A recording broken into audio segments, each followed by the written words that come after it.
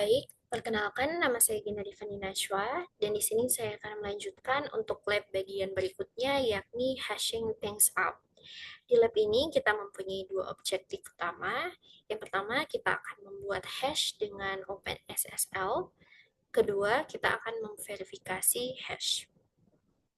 Fungsi hash adalah algoritma matematika yang dirancang untuk mengambil data sebagai input dan menghasilkan string karakter unik berukuran tetap atau juga dikenal sebagai hash.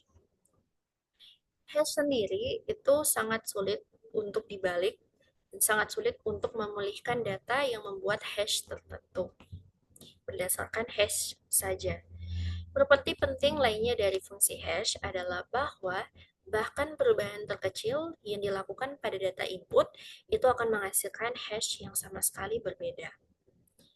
Di sini kita langsung saja mulai ke bagian pertama, yakni membuat hash dengan OpenSSL. OpenSSL itu dapat digunakan sebagai alat mandiri untuk hashing. Langkah pertama yang dapat kita lakukan, kita akan membuka CyberOps Workstation, kemudian kita akan pergi ke terminal. Karena file teks yang akan di-hash itu berada di dalam direktori /home/analyst/lab.support.files, maka kita akan masuk terlebih dahulu ke direktori tersebut dengan menggunakan perintah cd, kemudian nama direktori. Setelah kita masuk ke dalam direktori, kita akan mengeluarkan perintah OpenSSL MD5, kemudian nama data input, yakni letter underscore to underscore gamma.txt.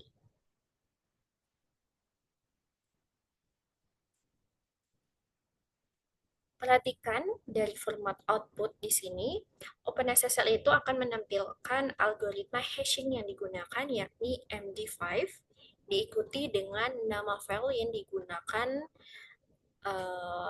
sebagai data input. Di mana hasil MD5 itu sendiri itu ditampilkan setelah tanda sama dengan di sini. Jadi yang bagian ini merupakan hash MD5. Fungsi hash itu berguna untuk memverifikasi integritas data terlepas dari apakah itu sebuah gambar, lagu, atau file teks sederhana, di mana perubahan terkecil itu akan menghasilkan hash yang berbeda pula. Hash ini dapat dihitung sebelum dan sesudah transmisi atau modifikasi, kemudian kita bandingkan. Dan jika hash itu tidak cocok, maka data itu dimodifikasi selama transmisi. Di sini kita akan mencoba untuk memodifikasi file text letter to grandma.txt dan kita akan coba untuk menghitung kembali hash dari file tersebut. Di sini kita akan mencoba mengganti konten dari letter to grandma.txt dengan menggunakan nano. Kita akan mengganti kalimat pertama dari hi grandma menjadi hi grandpa. Kemudian kita Ctrl X, kita simpan perubahannya. Nah, setelah perubahan kita akan menjalankan kembali perintah yang sama lagi untuk menghasilkan hash MD5 dari file tersebut.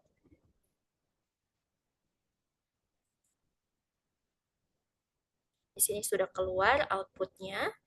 Kemudian ada pertanyaan, apakah hash baru berbeda dengan hash yang dihitung sebelumnya?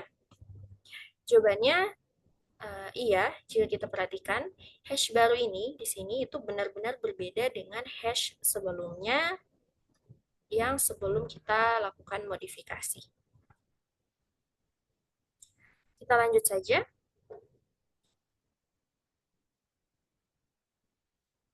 Hash MD5 itu dianggap lemah dan rentan terhadap serangan. Algoritma hashing yang lebih kuat itu termasuk SHA-1 dan SHA-2. Untuk menghasilkan hash SHA-1 dari file letter to grammar.txt, kita akan menggunakan perintah yang sama, yakni OpenSSL, tapi kita ganti dari MD5 menjadi SHA-1 di sini. Kemudian kita coba enter. Nah, di sini selain SH1, kita juga dapat menggunakan MD5 sum dan SHA1 sum atau SHA256 sum untuk menghasilkan hash MD5, SH1, dan SHA2256 masing-masing. Langkah selanjutnya, kita akan menggunakan MD5 sum dan SH sum untuk mengenerate hash MD5 dan SH1 dari file letter to grammar.txt.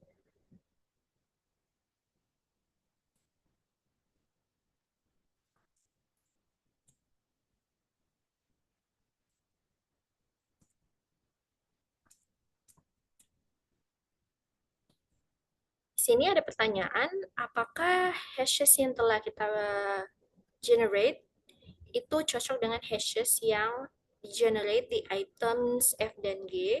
Dalam kasus ini, di item yang saat kita gunakan menggunakan MD5 dan juga SHA1. Jawabannya itu kalau kita lihat di sini, jawabannya masih sama ya. Untuk SH1 ini adalah hashnya, itu sama dengan SH1 yang di sini. Begitu juga dengan MD5 sum, yang ini itu juga sama dengan hash MD5 yang ada di sini. Jadi meskipun alat yang digunakan itu berbeda, mereka itu tetap menggunakan algoritma hashing dan juga data input yang sama. Kita langsung saja lanjut ke bagian berikutnya, yakni verifying hashes, atau kita akan mencoba untuk memverifikasi hash. Seperti yang disebutkan sebelumnya, penggunaan umum untuk hash itu adalah untuk memverifikasi integritas file. Nah, kita akan mencoba untuk menggunakan hash 2256 untuk memverifikasi integritas sample.image, di mana ini merupakan file yang diunduh dari internet. Seiring dengan sample.image, sample.image underscore sha256.sig itu juga diunduh, di mana file dengan ekstensi sig ini merupakan file yang berisi SHA2256 yang dihitung oleh situs web. Pertama, kita akan menggunakan perintah cat untuk menampilkan isi file sampel dari image underscore SHA256 SIG file.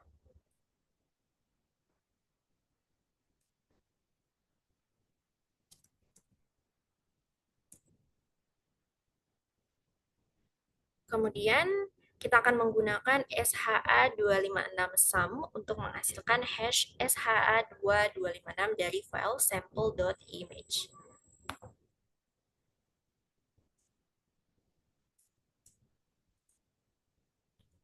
Di sini ada pertanyaan, apakah sample.image diunduh dengan benar? Jelaskan. Jawabannya adalah iya, karena bisa kita lihat di sini, kedua hashnya itu masih cocok, masih sama, dan dan ini menandakan bahwa tidak ada kesalahan yang diperkenalkan selama pengunduhan berlangsung. Baik, berikut saja presentasi saya untuk lab bagian ini. Jika ada salah kata, lebih kurangnya saya mohon maaf. Terima kasih. Baik, di sini kita langsung lanjutkan saja ke lab bagian berikutnya, yakni Certificate Authority Stores.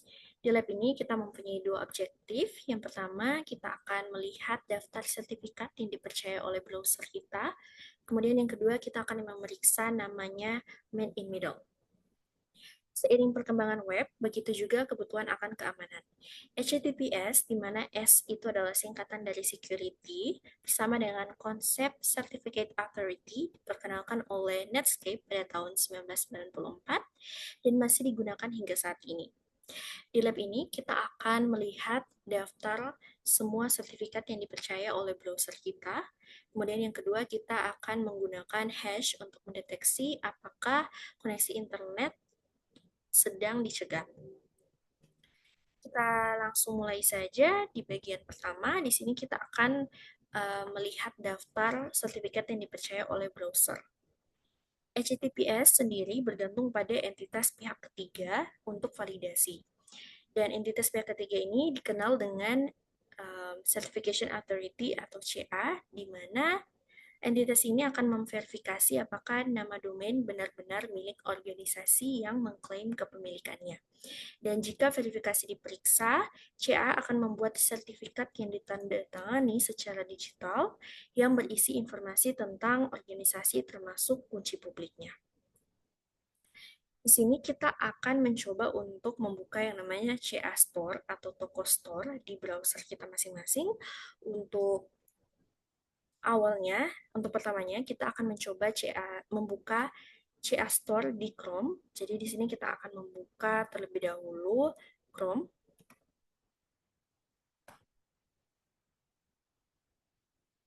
Di sini kita sudah membuka Chrome. Langkah selanjutnya kita akan pergi ke bagian three dot icon di sebelah kanan, address bar. Kita klik, kemudian kita scroll hingga bagian settings. Kemudian di bagian settings, kita bisa langsung saja pergi ke bagian show advanced setting.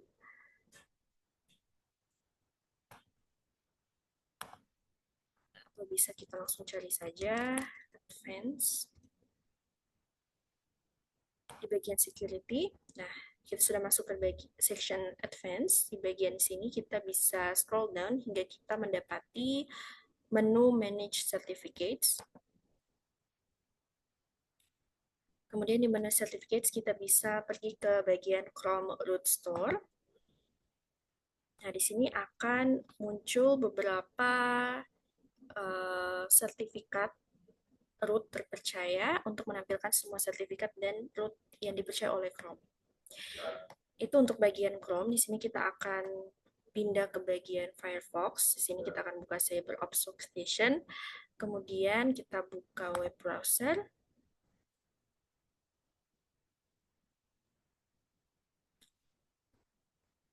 Jika sudah terbuka, kita bisa pergi ke bagian hamburger menu di address bar. Kemudian kita scroll hingga ke bagian preferences. Kemudian kita bisa memilih privacy and security. Scroll hingga bawah ke bagian security section. Kemudian kita klik yang bagian view certificates. Di sini akan ada muncul jendela baru. Di bagian authorities, di sini akan muncul semua list sertifikat terpercaya yang dipercayai oleh Firefox. Di sini kita akan lanjut saja ke bagian berikutnya, yakni checking for man in middle atau memeriksa yang namanya man in middle. Untuk melindungi data pengguna, kita beralih ke lalu lintas terenkripsi yang dikenal sebagai HTTPS, di mana situs ini menggunakan protokol seperti TLS atau SSL untuk mengenkripsi lalu lintas pengguna dari ujung ke ujung. Nah, dalam melihat lalu lintas terenkripsi ini, kita menggunakan yang namanya proxy HTTPS, di mana proxy HTTPS ini digunakan untuk mengintip lalu lintas terenkripsi oleh masing-masing pengguna. Nah, di sini kita bisa lihat saja, di sini ada beberapa penjelasan tentang bagaimana proxy HTTPS ini dapat diletakkan di antara connection.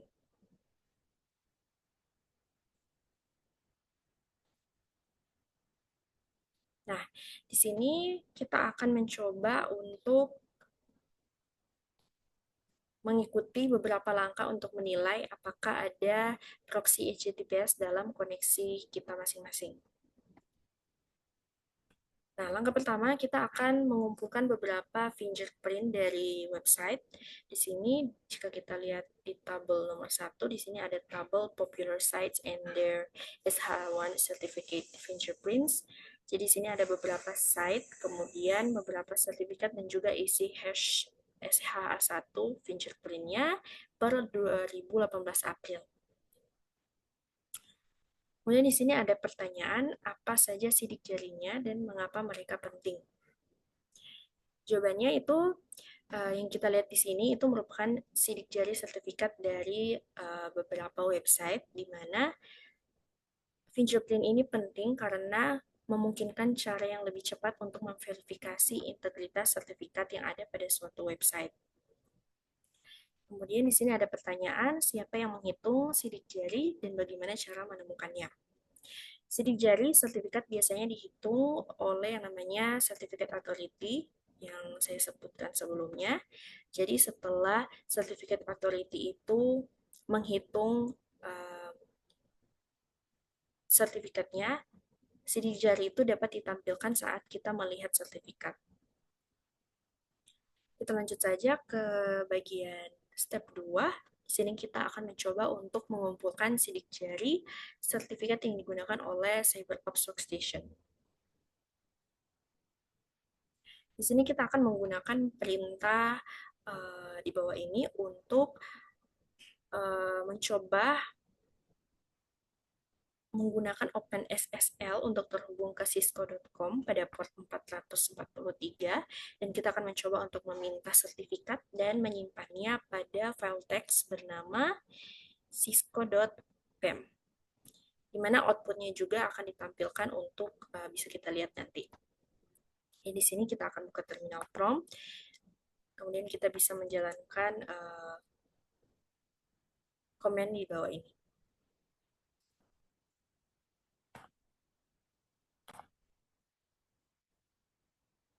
Nah, di sini kita sudah berhasil meminta sertifikat dan menyimpan hasilnya pada file text cisco.pm. Di sini nanti akan keluar output seperti di terminal prompt yang kita lihat di sebelah kiri.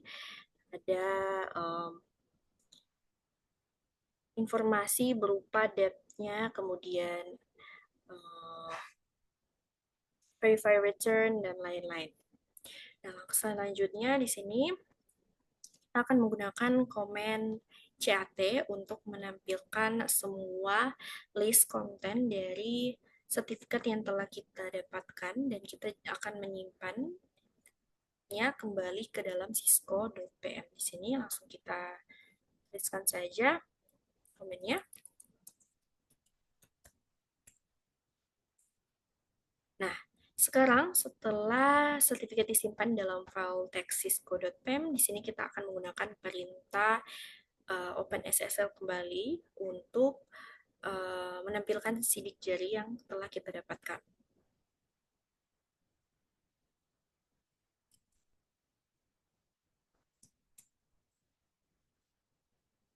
Nah, di sini sudah keluar untuk fingerprint-nya. Nah, di sini ada pertanyaan, algoritma hash apa yang digunakan oleh OpenSSL untuk menghitung sidik jari. Seperti yang kita lihat di sini, algoritma yang digunakan adalah SHA1. Kemudian ada pertanyaan juga, mengapa algoritma spesifik itu dipilih dan apakah itu penting? Jawabannya, karena sidik jari yang kita peroleh dan kita tunjukkan itu sama dengan sidik jari yang kita lihat di bagian tabel, di mana tabel ini menggunakan fingerprint SHA1. Dan jika kita menggunakan algoritma lain untuk menghitung sidik jari, kemungkinan besar hash-nya itu akan berbeda, dan oleh karena itu, jika fingerprint-nya berbeda, maka tes yang akan kita lakukan ini akan gagal. Nah, di sini kita lanjut saja ke step 3. Di sini kita akan mencoba untuk membandingkan fingerprint. Kita akan menggunakan tabel 1 untuk membandingkan fingerprint sertifikat yang diperoleh langsung dari situs cisco.com dengan yang diperoleh dari dalam jaringan kita. Dengan tanda kutip, di mana sidik jari itu dapat berubah seiring waktu. Nah, kita mulai saja di pertanyaan yang pertama. Di sini ada pertanyaan, apakah sidik jari yang ditampilkan cocok? Kita kembali lagi ke atas. Seperti yang kita lihat di sini, ternyata fingerprint yang ditampilkan di jaringan kita itu berbeda. Kemudian ada pertanyaan, what does it mean? Apa artinya? Jadi apa artinya jika sidik jari itu tidak cocok? Nah, jawabannya itu bervariasi setiap komputer, tapi yang pasti bahwa kalau misalnya fingerprint-nya itu tidak cocok, artinya terdapat uh, ketidakcocokan di antara sertifikat yang disajikan oleh server cisco.com dan server yang ada di jaringan kita. Yang berarti server itu menggunakan sertifikat yang berbeda dari yang seharusnya ditampilkan. Dan biasanya sidik jari yang tidak cocok itu menunjukkan bahwa ada pihak lain yang telah menyadap koneksi, di mana pihak ini akan mengirimkan sertifikatnya sendiri ke komputer kita, kemudian dia akan membuat koneksi TLS baru ke cisco.com, sehingga mereka dapat berada di antara host kita dan juga situs cisco.com. Dan karena sertifikat baru ini dikirim ke komputer kita, sidik jari dari sertifikat tersebut pasti akan berbeda dari sidik jari yang kita dapatkan dari cisco.com. Atau kemungkinan lain juga terdapat memang secara reguler terdapat yang namanya pembaruan sertifikat, di mana banyak situs web secara berkala itu mengganti sertifikat mereka untuk meningkatkan keamanan. Dan jika sertifikat baru diterbitkan, maka sidik jari juga akan berubah. Di sini ada pertanyaan selanjutnya, apakah metode ini 100% foolproof atau aman? Jawabannya itu tidak 100% aman. Jadi meskipun sidik jari yang ditampilkan di sini ini tidak cocok, yang menunjukkan memang ternyata ada penyadapan lalu lintas, tapi kita harus memperhatikan bahwa walaupun ada sidik jari yang cocok, kita harus tetap berhati-hati karena ada beberapa pengecualian yang perlu kita pertimbangkan. Yang pertama, bisa saja dari mesin virtual CyberOps itu mungkin tidak memiliki sertifikat root atau sertifikat bawaan yang dimiliki oleh perusahaan. Dan dalam skenario ini, mesin virtual mungkin akan tidak mengalami penyadapan, sementara mesin lain di jaringan lokal mengalami yang namanya penyadapan. Kemudian yang kedua, kemungkinan yang lain itu beberapa perusahaan mungkin dapat menggunakan yang namanya aturan dynamic, di mana mereka mengatur hanya beberapa web tertentu yang dapat disadap. Nah, kita langsung masuk saja ke bagian reflection. Di sini ada pertanyaan, apa yang diperlukan agar proxy HTTPS ini berfungsi? Jawabannya, yang pasti, mesin lokal itu harus mempercayai proxy HTTPS secara menyeluruh. Jadi secara 100% harus dipercayai. Karena perusahaan dan organisasi itu ingin memantau lalu lintas HTTPS, kita perlu menginstal sertifikat proxy HTTPS ke dalam toko sertifikat root dari mesin lokal. Dan dalam skenario yang telah kita jalankan sebelumnya, mesin lokal ini akan mempercayai proxy HTTPS yang memungkinkannya untuk mendekripsi lalu lintas tanpa warning apapun. Baik, begitu saja untuk lab saya di bagian ini, sekaligus untuk mengakhiri live demo dari kelompok saya untuk tugas kelima, praktikum keamanan cyber. Jika ada salah kata, lebih dan kurangnya saya mohon maaf. Terima kasih.